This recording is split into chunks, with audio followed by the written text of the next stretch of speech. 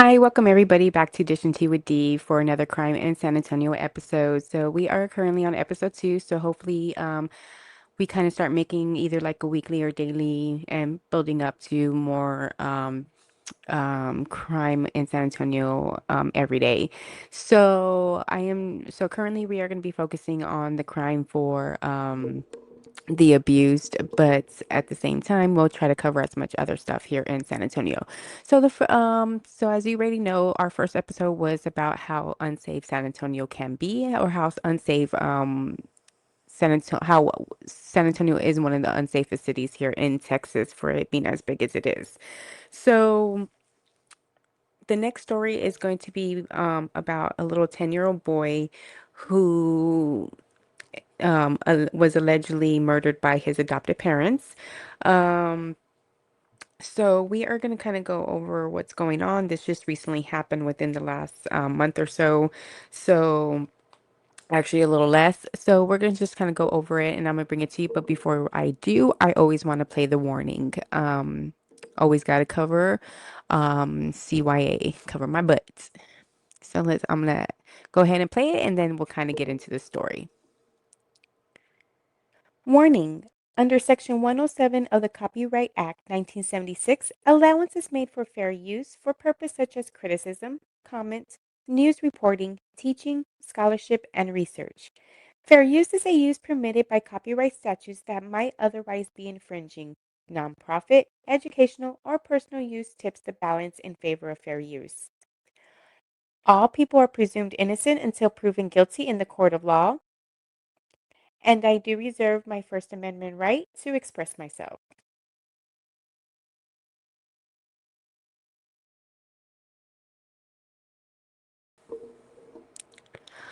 On September 24th, around 9:20 p.m., authorities were called out to the 5600 block of Cielo Ranch at the northeast side. When the police showed up at the scene, they determined a 10-year-old Michael Miranda dead on arrival. According to the Bexar County Medical Examiner's Office, 10-year-old Michael Miranda showed signs of abuse. Currently, his cause of death is still under investigation. The death of the 10-year-old boy was caused by Christina Miranda and Jonathan Miranda, 32 and 34, who were the guardians of Michael Miranda. Unfortunately, the relationships from Michael to Jonathan Christina are unknown, but they are biologically connected. They were both arrested on Wednesday without incident at a nearby residence. So they were found. And charged with capital murder. According to police, Michael Miranda suffered clear signs of trauma and abuse from the past year. According to the medical examiner, he found injuries on Michael's body, including fractures and contusions, healing at different stages. Police also obtained video footage of this alleged abuse as well. So that'll be good evidence to have. According to arrest affidavits, there were signs of possible starvation and malnutrition. Christina Miranda also told investigators that she and Jonathan Miranda had monitored Michael in the laundry room for the past couple of days due to an illness. The laundry room was inspected by the police and it was examined, and it was apparent that it had been arranged and been occupied for much longer than the 2 days that they were being reported. The room shows signs of struggle and some sort of violence, noting broken drywall found inside. So, um, the mom, not the mom, but Christina, the guardian, one of the guardians is stating that the only reason that it looks like somebody has been staying in there is because it was only been a short amount of time for 2 days, and it's because he had an illness. So I'm not sure if the house was big and if it was only a one room or a two bedroom or what, but for whatever reason, they thought this illness was severe enough for to put this 10-year-old boy in the laundry room. Um, which is so sad. Again, they have the video, they have documentations, they have the room with the broken drywall. So people, and they also have people who lived inside the home also corroborated, gave corroborated statements that the boy was physically assaulted daily, um, with things including like paddles and things like that. The affidavit listed the likely cause of death was a severe blunt force trauma to the abdomen. So again, abuse. There were other children in the home. They are being investigated for signs and physical trauma of abuse. The children of the two parents facing capital murder charges um, are now, so all the other kids that were in the home were placed in foster care, according to the Texas Department of Family and Protective Services.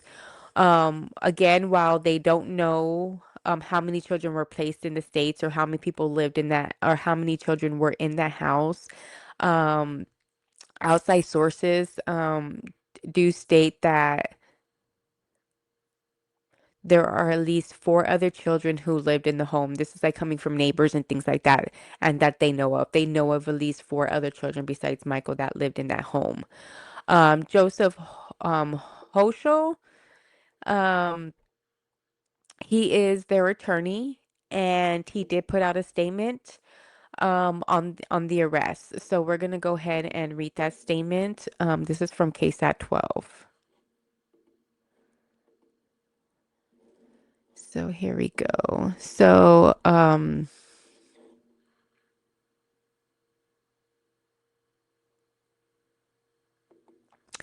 everyone who knows the Miranda family is shocked by the arrest of Jonathan and Christina.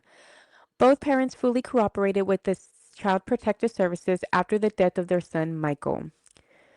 Michael suffered from a number of physical and mental health issues because of extensive abuse before becoming a part of the Miranda family, but the family was blessed to have tremendous support in caring for him, including members of the faith community, doctors, and other professionals, all of whom know the Mirandas as loving and dedicated parents.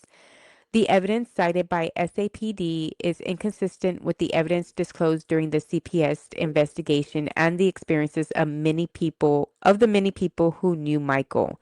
SAPD interfered with the child welfare investigation by illegally seizing all of the family's electronics, including the Miranda children's tablets required for their schooling. SAPD's violent arrest tactics during a voluntary meeting with a special investor for CPS endangered multiple children. Unlike CPS, SAPD concluded their investigation without reference to medical history, records, videos, or witness statements, but cited alleged facts which are demonstrably untrue. SAPD's rushed investigation appears calculated to get headlines, not to protect any child. The Mirandas, however, are only concerned for their children at this time. On their behalf, I thank everyone who has stepped forward to support the Miranda children, show them love, and help them keep faith after losing their brother and the unnecessarily traumatic arrest of their parents. Justice will prevail. So from what it sounds like they are stating maybe Michael, the reason why Michael was in their care was because he was already being abused by his biological parents. Again, they don't state how long Michael has been in their care. It looks like maybe a year or so from what it sounds. Um, Again, it looks like since he was, these were his adopted parents. There may have been a previous CPS case already on Michael, following, which is probably why he was initially put into their care. So again, they're probably there's a lot to it that is still unknown. Again, why was he in the laundry room?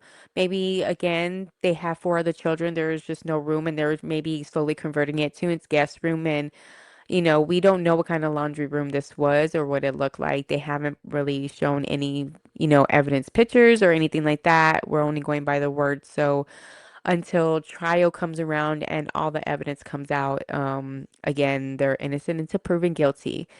But again, it's hard to say because CPS is not hasn't doesn't have the greatest track records. There's always issues with that allegations on whether they do things fairly for the children or what.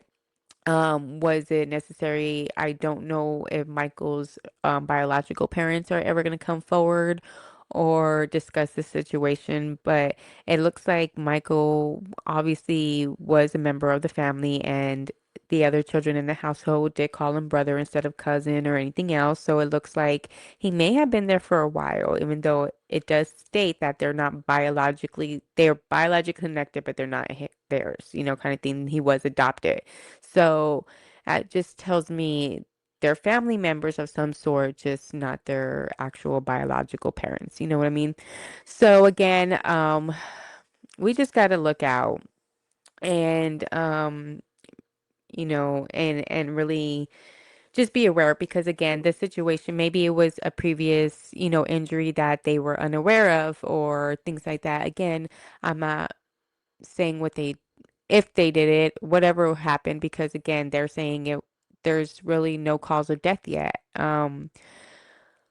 Again, a lot of the abuse was at different healing at different stages. Again, it doesn't state how long Michael was in their care. It doesn't state, how long some of those contusions and things were. They were at different stages, but how far does it go back and in between how long are they apart, according to um, you know, his estimate, the examiner's estimate, like let's just say this one looks a year old, this one looks 2 years old, this one looks 3 months old. Like if one just looks fresh from yesterday, then then we have an issue. But so timelines, everything, medical records, CPS records, all that's going to come into play, and hopefully the truth does come out, and how whichever way it goes, hopefully the kids will be safe.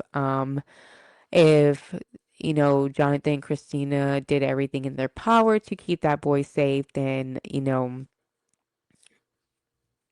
hopefully the other kids will be safe. So, and if they didn't, then they deserve to basically continue with the court and go to jail and spend the rest of their lives thinking about what they did to a 10-year-old boy.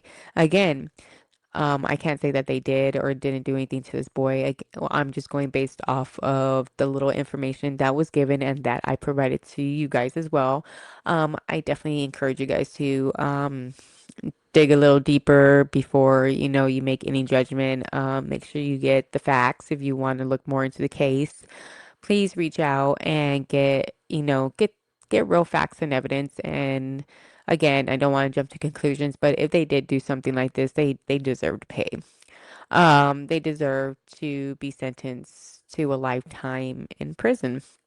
So, with that said, I just want to let you guys know, don't forget about the QR code at the top. That is to my new website I am currently working on. You can get the basics. There are basic resources there, numbers and things like that you may reach out to as far as locally here in San Antonio and around areas, Texas. I do have a few numbers that are international, like Canada and things like that, and around the world. So I'm trying to make it open to everybody, as long as we keep it a safe community on there, right, guys? So again, if you want to go and donate, just go to vividlifestyles-vvls.com or just hit the QR code and it'll take you right there. Just hit the donate button or volunteer. We are looking for volunteers locally and nationally, so we can help grow and support the abuse all over. Again, thank you for being here with me, and until the next episode, I'll see you then.